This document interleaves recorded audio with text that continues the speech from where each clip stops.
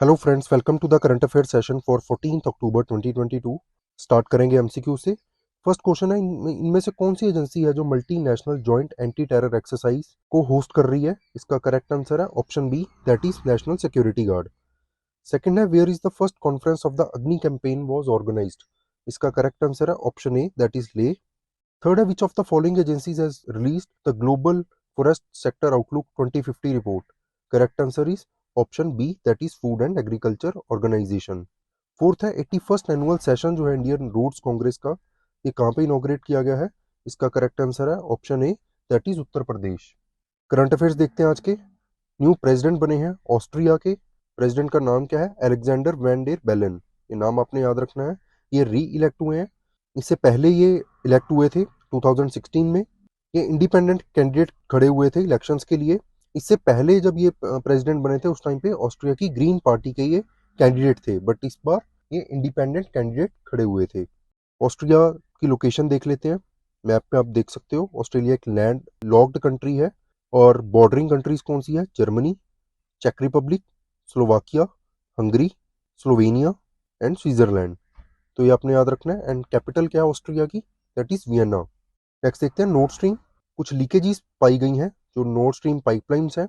इसमें दो पाइपलाइंस हैं mainly, north stream 1 and north stream 2।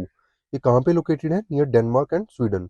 Leaks जो है बेसिकली ये एक बाल्टिक पाइप का लॉन्च करना था, क्योंकि ये जो नॉर्थ स्ट्रीम पाइपलाइंस हैं ये मेनली रशिया से निकलती हैं। तो रशिया के ऊपर अब यूक्रेन वॉर के बाद यूरोपियन कंट्रीज अपनी डिपेंडेंस कम कर रही हैं। उन्हीं में से एक कंट्री है पोलैंड। तो पोलैंड जो है अपनी रशिया से डिपेंडेंस कम कर रहा है, तो इसीलिए उसने डिसाइड किया कि वो नॉर्वे से गैस परचेज करेगा। तो उसके लिए नई पाइप यहाँ पे लॉन्च की जा रही थी, बट उसका जो सेरेमोनियल लॉन्च है वो कैंसिल कर दिया गया है। देन नॉर्थ स्ट्रीम जो है दो पाइपलाइंस की बनी हुई है।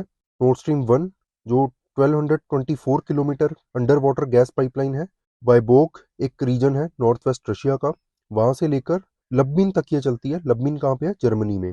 और बाल्टिक सी से होती हुई ये पास करती है। और ये कंप्लीट हो गई थी 2011 में। नॉर्थ स्ट्रीम 2 जो पाइपलाइन है ये रन करती है उस्तलुगा इन लेनिनग्राड, ये रशिया में है, टू लब्बिन जो जर्मनी में है। ये कंप्लीट हो गई थी सितंबर 2021 में। और इस पाइपलाइन की जो कैपेसिटी है ये 55 billion cubic metre of gas है। अगर टोटल कैपेसिटी की बात करें हम दोनों पाइपलाइंस की, तो ये 110 बिलियन क्यूबिक मीटर्स के अराउंड है कि इतनी गैस जो है यहाँ से इस पाइप के थ्रू सप्लाई की जाएगी। देन नॉर्थ स्ट्रीम जो है ये क्रॉस करती है exclusive economic zone of several countries जैसे कि Russia, Finland, Sweden, Denmark, Germany and territorial waters of Russia, Denmark and Germany. Exclusive economic zone basically क्या होता है कि जहाँ पे कंट्री की एक्सक्लूसिव राइट्स होती हैं कि वहाँ पे वो ट्रेड कर सकती है और कोई दूसरी कंट्री इंटरफेयर नहीं कर सकती without the permission of that country. तो आई होप ये आपको समझ आ गया होगा। एक बार ये पिक्चर से भी समझ लेते हैं। मैप दिया हुआ है, ये व्याबोक जगह है रशिया में। ये उस्तलुगा है। यहाँ से लेकर लम्बिन तक जो है ये गैस गैस पाइपलाइंस जाएंगी। और आप यहाँ पे आप देख सकते हो ये बाल्टिक सी है। बाल्टिक सी से होती हुई ये गैस पाइपलाइन जर्मनी में जा रही है। नेक्स्ट देखते हैं एजुकेशन 4.0 इंडिया रिपोर्ट। ये किसने रिलीज की है? WEF, that is world economic forum, UNICEF and युवा ने, युवा जनरेशन अनलिमिटेड इंडिया ने। रिपोर्ट में क्या पाया गया कि लैक ऑफ कोऑर्डिनेशन की वजह से स्कूल टू वर्क जो ट्रांजिशन है इंडिया में उसमें बहुत सारे चैलेंजेस फेस किए जा रहे हैं। और स्कूल एजुकेशन सिस्टम जो है उसके पास मीन्स अवेलेबल नहीं है कि वो जो मार्केट है या इंडस्ट्री है उसकी डिमांड्स को फुलफिल कर पाए। और कोई फॉर्मल चैनल भी इन्वॉल्व नहीं है कि जहाँ पे इंडस्ट्रीज जो है वो स्कूल लेवल पे पार्टिसिपेशन कर सकें। और युवा के बारे में पढ़ लेते हैं। 2018 में यूनिसेफ ने एक global generation unlimited partnership initiate की थी। इसमें था कि एजुकेशन की जो अर्जेंट नीड्स है, एक्सपेंडिंग एजुकेशन सेक्टर की जो नीड्स है, स्किल डेवलपमेंट है, एम्प्लॉयमेंट अपॉर्चुनिटीज है, ऐसी प्रॉब्लम्स को एड्रेस करना। इंडियन चैप्टर जो था इस जनरेशन अनलिमिटेड का उसको नाम दिया गया युवा। 2019 में ये बना था। इसका फोकस क्या है? Engagement, learning, skill development, employment of young people. और जो empowered यंग जनरेशन है उनको यहाँ पे एक सपोर्ट प्रोवाइड करना। देन एक strategic and long term initiative provide करना जो कि एक बहुत ज़रूरी एक ब्रिज की तरह काम करेगा स्कूल और इंडस्ट्री के बीच में। या हम बोल सकते हैं कि जो और स्टेक होल्डर्स हैं यहाँ पे, जैसे कि प्राइवेट सेक्टर हो गया, government of India, academia, civil society organization, ये सारी चीज़ें। इसके अलावा फंडिंग जो है उसके लिए भी यहाँ पे फंडिंग जो है प्रोवाइड की जाएगी। नेक्स्ट है, प्राइम मिनिस्टर नरेंद्र मोदी ने एड्रेस किया सेकंड यूनाइटेड नेशन वर्ल्ड जियो स्पेशियल इंटरनेशनल कांग्रेस। कहाँ पे हुई है ये? हैदराबाद में। थीम क्या थी इस साल की? Geo enabling the global village, no one should be left behind. Then इसमें क्या है कि इंटीग्रेटेड जो जियो स्पेशियल इंफॉर्मेशन है उसकी इंपॉर्टेंस को रिफ्लेक्ट किया गया, ताकि एक सस्टेनेबल डेवलपमेंट जो है उसको सपोर्ट किया जा सके, सोसाइटी का वेलबींग हो सके, इन्वायरमेंटल इश्यूज जो हैं उनको एड्रेस किया जा सके, जैसे कि क्लाइमेट चेंज है। इसके अलावा डिजिटल ट्रांसफॉर्मेशन को इम्ब्रेस करना, टेक्नोलॉजिकल डेवलपमेंट को इम्प्रेस करना, और एक वाइब्रेंट इकोनॉमी बनाना। जियो स्पेशल टेक्नोलॉजी है, ये यूज़ की जाती है इंटेलिजेंट मैप्स क्रिएट करने में एंड ऐसे मॉडल्स क्रिएट करने में जिससे जोग्राफिकली रेफरेंस्ड डेटा है वो कलेक्ट किया जा सकता है। और इसको होस्ट किसने किया है?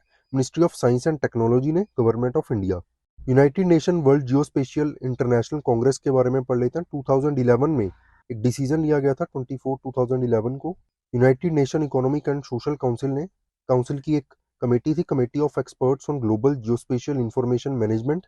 इन्होंने इंकरेज किया मेंबर स्टेट्स को मल्टी स्टेक होल्डर जो मीटिंग है, multi stake holder high level जो मीटिंग है उसको कंडक्ट कर सके, मेंबर स्टेट्स को इंकरेज कर सकें।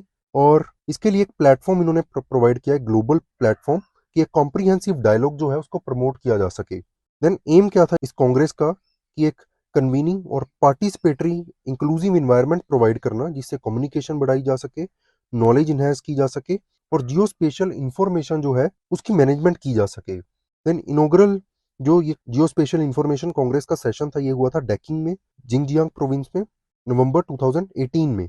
नेक्स्ट देखते हैं, पायलट व्हेल्स की डेथ के इंसिडेंसेस काफ़ी हमें देखने को मिल रहे हैं। 400 के अराउंड पायलट व्हेल्स जो हैं इनकी डेथ हो चुकी है। कहाँ पे ये स्ट्रैंडेड मिली हैं? न्यूजीलैंड के पिट आइलैंड में। Majority of stranded pilot whales जो हैं ये नेचुरली डेथ हुई है इनकी, और जो सर्वाइवर्स हैं उनको यूथनाइज्ड कर दिया गया है, ताकि ये जो थ्रेट है इनको, दूसरी शार्क से भी कई बार थ्रेट होता है क्योंकि एक काइंड ऑफ डॉल्फिन की स्पीशीज है पायलट व्हेल्स जो हैं। और जो चैलेंजेस है उसको एड्रेस करने के लिए इनको अभी टेम्परेरी पीरियड के लिए यूथनाइज कर दिया गया था। देन वेल्स जो है, चाथम आइलैंड जो है, चाथम आइलैंड आर्चिपेलेगो, ये भी न्यूजीलैंड का है, यहाँ पे भी देखने को मिली। देन इस इंसिडेंट को एक कहा गया है, टर्म दी गई है वेल ब्लीचिंग, तो ये टर्म आपने याद रखनी है। पायलट वेल्स जो है किटेशियंस है। किटेशियंस क्या होता है? लार्ज सी मैमल्स जो फास्ट स्विम कर सकते हैं। ग्लोबिसिफेला जीनस से ये बिलोंग करते हैं। दो स्पीशीज आती हैं इस जीनस के under, short finned pilot well and long finned pilot well. Short finned pilot well जो है ट्रॉपिकल एंड वार्म टेम्परेचर में पाई जा सकती है, और लॉन्ग फिन्ड पायलट वेल जो है ये कूल टेम्परेट एंड सब पोलर वाटर रीजन में पाई जाती है। देन वो स्पीशीज जो है इनको लीस्ट कंसर्न की कैटेगरी में डाला गया है IUCN की रेड लिस्ट में। नेक्स्ट देखते हैं power exercise. Cyber security exercise है, नाम क्या है? Power x. इसको डिजाइन किया गया और ऑर्गेनाइज किया गया किसने? By jointly by Indian computer emergency response team, that is CERT In, and power computer security incident response teams in power sector. Then CERT In ने होस्ट किया था इस इवेंट को। देन इवेंट जो है इसमें पार्टिसिपेशन देखी गई 350 ऑफिशियल्स के अराउंड जिन्होंने पार्टिसिपेट किया। 193 पावर सेक्टर यूटिलिटीज इसमें इन्वॉल्व थी इस एक्सरसाइज में। इसके अलावा ऑफिशियल्स जो थे exercise planner team of power CSIRT के, इन्होंने कोलैबोरेट किया 13 की टीम्स के साथ और ये एक्सरसाइज जो थी कोऑर्डिनेट की। ऑब्जेक्टिव क्या था इस एक्सरसाइज का? कि रिकग्नाइज करना, एनालाइज करना एंड रिस्पॉन्ड करना साइबर इंसिडेंट्स को लेकर, क्योंकि साइबर इंसिडेंट्स जो हैं बहुत बढ़ते जा रहे हैं IT सेक्टर में। उनको एड्रेस करने के लिए क्या चैलेंजेस है, कैसे टैकल किया जा सकता है, इसके लिए एक्सरसाइज जो है कंडक्ट करवाई गई थी। थीम क्या थी याद रखनी है, इंपॉर्टेंट है, defending cyber induced disruptions in IT and OT infrastructure. जो इन्फॉर्मेशन टेक्नोलॉजी एंड ऑनलाइन जितने भी प्लेटफॉर्म्स हैं, साइबर थ्रेट वहाँ पे बढ़ता जा रहा है, चाहे वो साइबर फ्रॉड हो। साइबर फ्रॉड के तो बहुत सारे इंसिडेंसेस आजकल देखने को मिलते हैं। 13 के बारे में पढ़ लेते हैं। 13 stands for Indian computer emergency response team, establish की गई थी 2004 में under section 70B of information technology act 2000। और ये कौन सी मिनिस्ट्री के अंडर है? Union ministry of electronics and information technology. Nodal agency है, ये इंपॉर्टेंट एजेंसी है जो डील करती है साइबर सिक्योरिटी रिलेटेड थ्रेट्स के साथ, जैसे हैकिंग हो गया, फिशिंग हो गया। देन ये सिक्योरिटी प्रोवाइड करती है इंडियन इंटरनेट डोमेन को, और ये रिस्पॉन्सिबल है बेसिकली डाटा कलेक्ट करने के लिए, डाटा को एनालाइज करने के लिए और इन्फॉर्मेशन डिसमिनेट करने के लिए, मतलब इन्फॉर्मेशन फैलाने के लिए जो भी साइबर इंसिडेंट से रिलेटेड इंसिडेंट्स होंगे। देन ये फोरकास्ट करती है और वार्निंग जारी करती है साइबर थ्रेट्स को लेकर, इमरजेंसी मेजर्स क्या लेने चाहिए, और हैंडल करती है साइबर सिक्योरिटी थ्रेट रिलेटेड जितने भी इंसिडेंट्स होंगे। नेक्स्ट देखते हैं international day for disaster risk reduction. ये ऑब्जर्व किया जाता है हर साल अक्टूबर 13 को। इसका एम क्या है? प्रमोट करना इंटरनेशनल अवेयरनेस डिजास्टर रिस्क को लेकर, और कैसे इन रिस्क के लिए हम अपने आप को प्रिपेयर कर सकते हैं। इसमें रिकग्नाइज किया जाता है एफर्ट्स इंडिविजुअल्स का, कम्युनिटीज का, कि कैसे डिजास्टर से होने वाली जो चैलेंजेस हैं या वल्नरेबिलिटीज हैं उनको कैसे कम किया जा सकता है। थीम क्या है इस साल की? Disaster risk reduction. इस साल की जो थीम है that is early warning. Early warning जो है एक टारगेट जी है सेंडाई फ्रेमवर्क का, उसके अंडर आती है। इसके बारे में पढ़ेंगे हम। टारगेट जी का एम क्या है? कि एक्सेस जो है उसको बूस्ट करना, ताकि मल्टी हेजर्ड जो अर्ली वार्निंग सिस्टम है वो ज़्यादा से ज़्यादा कंट्रीज जो है उसको अडॉप्ट करें, और डिजास्टर रिस्क जो इंफॉर्मेशन जो है वो ज़्यादा से ज़्यादा डिसेमिनेट की जा सके। देन थीम जो है इसका मेन फोकस किसके ऊपर है?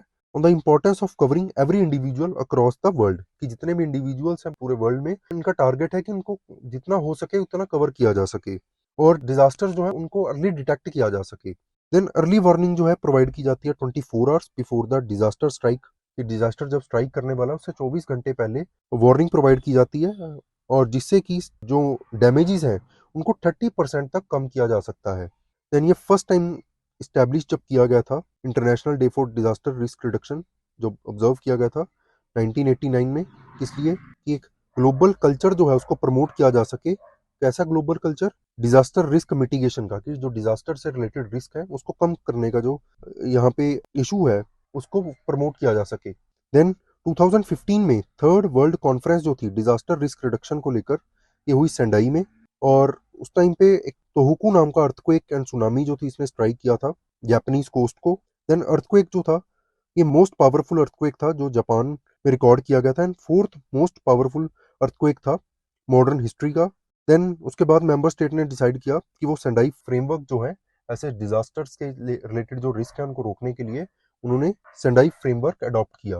ये कुछ एमसीक्यूज हैं लास्ट सेशन के, इनको आप अटेम्प्ट कर सकते हो। इनके आंसर्स आप हमें कमेंट सेक्शन में कमेंट करके बता सकते हो। इस पीपीटी की पीडीएफ जो है आप हमारे टेलीग्राम चैनल से ले सकते हो, जिसका लिंक आपको इस वीडियो की डिस्क्रिप्शन में मिल जाएगा। So that's it for today, thank you so much.